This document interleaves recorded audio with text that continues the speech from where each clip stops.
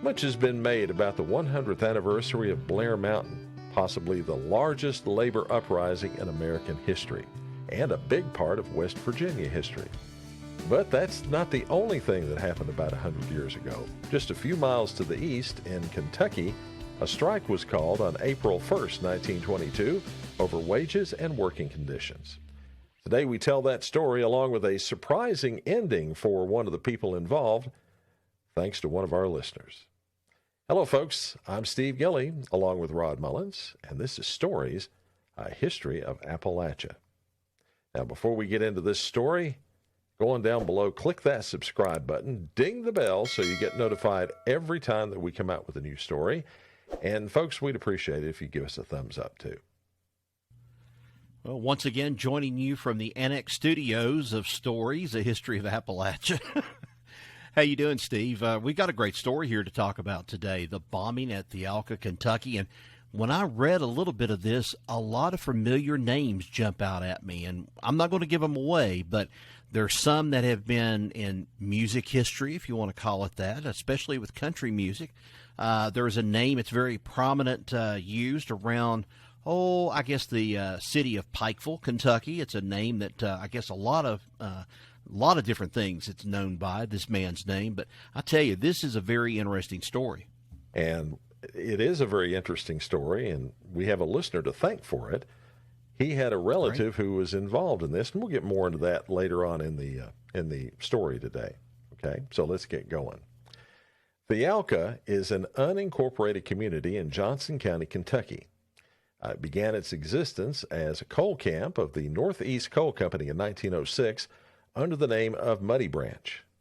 Now, in 1911, the town got its present name when it was renamed after a well-known steamboat of the time that went by the same name. Sort of like this. Thealka the boat was named after John C.C. Mayo's wife, Alice Jane Mayo, or Alka, as she was known by her family and friends. So the Alka became Thealka.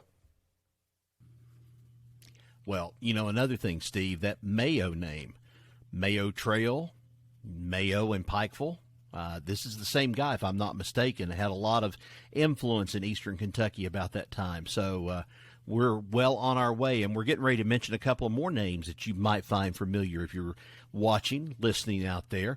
Northeast Coal owns several mines in the area, including Auxier, White House, and Thealka, with other company mines also struck at Van Leer, Wayland, and Tarrant.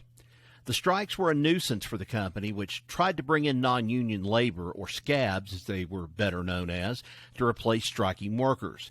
That didn't work, though, because due to the threats of violence against the replacement workers, so the mines remained closed for the most part.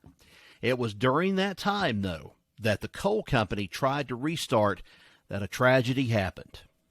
On the morning of June 17, 1922, two miners, Coy Smith and Will Helton, arrived for their shift at the Thealka mine.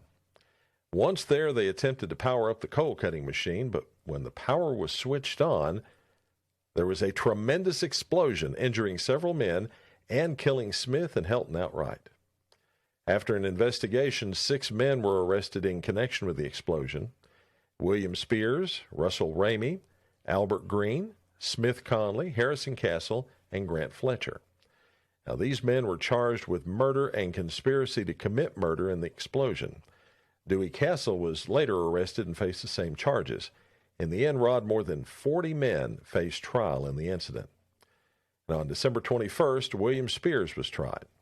Apparently looking to get a lighter sentence, Spears told what had happened from the stand. Here's his story. On the Saturday morning preceding the explosion, Spears met the other men at a street carnival in Paintsville, and there the men perfected the plan for blowing up the mines.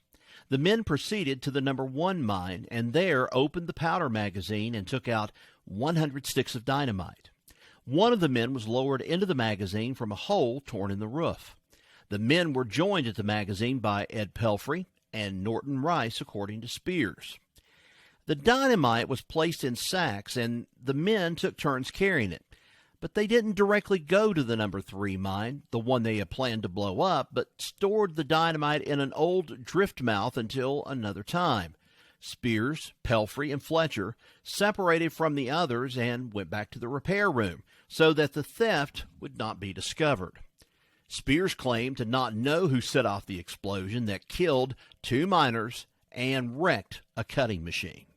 Now, the dynamite had been put in the coal cutting machine and was ignited when the 2 miners arrived and turned on the electricity to the machine.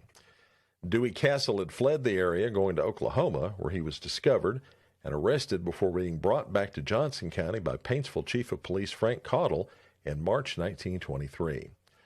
The explosion itself accomplished one thing, Rod. It shut down operations at Thealka for several months. Also stalling the reopening of the mine was the sheriff of Johnson County, who was reported in the newspapers as being pro-union.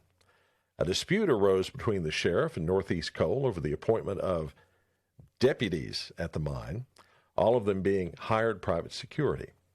The company claimed the sheriff refused to provide protection for the coal company during the strike and further refused to deputize this private security force. But the sheriff said that it wasn't the case. It was just that he had reservations about the particular men the company proposed to be deputized. Eventually, 12 deputies were appointed, and the mines reopened later in the summer.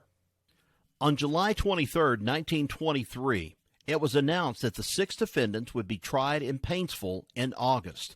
Now, that's 5 of the original defendants, less Spears, and including Dewey Castle.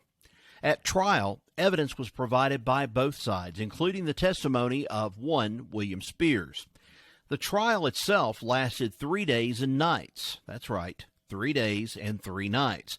Then it was sent to the jury at 10:30 on a Wednesday night. Now, after a night's sleep, the jury began deliberating at 6 the next morning. 4 hours and 55 minutes later, they brought in their verdict. A hung jury, 10 voting for acquittal and 2 for conviction. Well, the Commonwealth made a motion to convict on a charge of willful murder based on the evidence, which was denied by the court. The court then ordered the case be dismissed and all the defendants were set free. And, well, Rod, then it was over. Now, we don't know what happened to most of the men involved in this story, but we do know about one of them, thanks to information given to us by a listener named Tom Ramey. Name sound familiar, Rod? Yeah, it does. Sounds familiar. Tom contacted the podcast on our Facebook page. He gave us the seeds of this story. And if that name does sound familiar, it should, because he is the grandson of one of the defendants in this case, Russell Ramey, who, according to Tom, went on to do something greater than mine coal. Seems that Russell Ramey became the Reverend Russell Ramey and the pastor at the First Church of God in Shelby, Kentucky, building a flock of believers, saving souls, and spreading the word of God in that part of Appalachia. He was married to Virgie Ramey, and the couple had several children. And according to Tom, his Aunt Mary had moved back home from up north and was building a new house across the street from Reverend Ramey, where on September 20th, 1977, Reverend Ramey had decided to go over and check on the house, and as he was crossing the street, he was hit by a pickup truck and tragically killed. Now, side note, Reverend Ramey was also good friends with the grandfather of a well-known actor by the name of Richard Thomas. And you know who that is, don't you, Rod? That's right, John Boy from the Waltons. That's right. And he was also a friend with Richard Thomas himself. Wow. Yeah. Well, we mentioned Van Leer, Wayland in there, some of those little small towns.